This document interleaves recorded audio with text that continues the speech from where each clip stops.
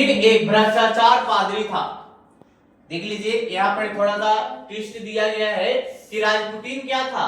कह रहा है राजपुटीन एक भ्रष्टाचार पादरी था, अच्छा नहीं था। ठीक है, पादरी था। क्या था? पादरी था। पादरी किसको बोला जाता है जानते हैं? जो राजा के दरबार में एक मुंशी होता है, ठीक है ना, एक मंत्री होता है, और मंत्री से जो ऊंचा पद होता है उसको पादरी बोला जाता है। मंत्री से ऊंचा पद वाला क्या बोला जाता है?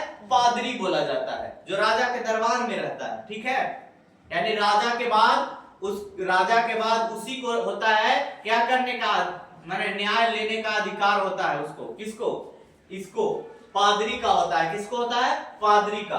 पादरी जो जार के कह रहा, पादरी जो जार के यहाँ कह रहा है, जार यहाँ कह रहा है यहाँ ही रहता था। कह रहा है जार के यहाँ रहता था। कौन रहता था? पादरी रहता था। कौन रहता था? जार के यहाँ पादरी रहता था। लेकिन उसका संबंध रूस के कह रहा है जार के पत्नी जरीना से थी। रूस के जार जो था उसकी पत्नी के नाम था, क्या नाम था? जरीना था। यानी कि पत्नी, ठीक है ना, यानी कि राजपुटीन जो था ना भ्रष्टाचार पादरी था। राजपुटीन से और रूस के जो राजा था उसकी पत्नी से जरीना जो है उससे क्या चल रहा था? उसका यानी कि चक्कर चल रहा था। ठीक है, अब कह रहा है उसके बता रहा है कि उसका संबंध रूस के जार की पत्नी जरीना से। किससे? जरीना से।